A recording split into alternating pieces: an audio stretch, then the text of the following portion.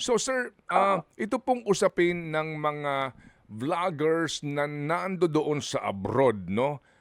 Sabi nga nung Opo. iba, ito magpapasintabi ako ha, may mga hindi matutuwa dito. Ang sabi nga ng iba, ang lalakas ng loob kasi nga daw nasa labas ng bansa na hindi mo kayang habulin, no?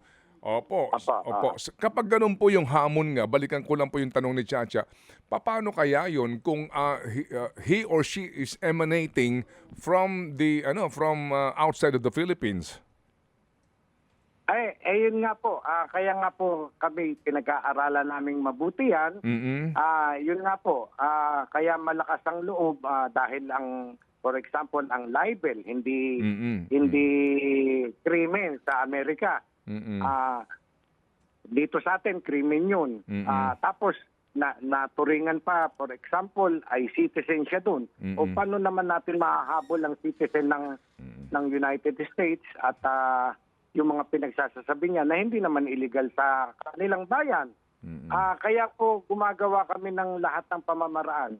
Katulad po ng sinasabi ko nga po na ilan ba ang sinasabi niya na nagsasalita na siya na nag-i-incite na siya ng kaguluhan dito sa ating bayan.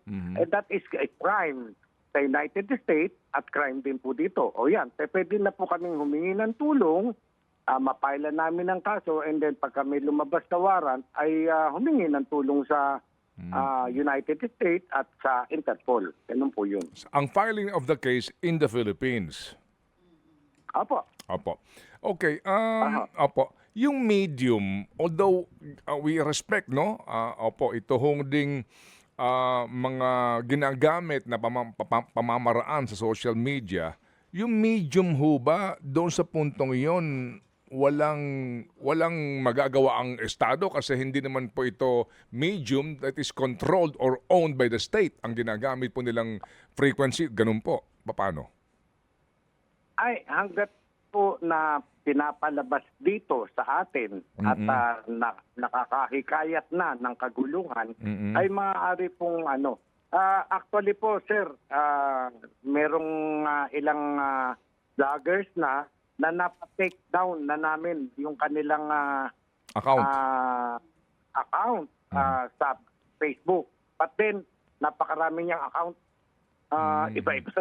Kaya pasok pa rin kung ano-anong pinagsasabi. Actually, ngayon nga pong araw, ako na naman ang pinagmumura. Di bali po yun. Sige, okay lang po yun. Opo. Facebook po ito. Sa YouTube po, sir. O TikTok. Yes. O TikTok. Actually po, sir, last week lang, nag-meeting na po kami ng NTC, ng DICT. Tinitignan po namin lahat ng anggulo kung paano namin masasawata ito. At cooperative naman so far sa amin ang Facebook, no? I don't know kung yung YouTube kasi continuous po nagmi-meeting kami lagi ng aking cybercrime division at saka ang technical intelligence division ko. Pinag-aaralan po namin lahat ng anggulo, sir.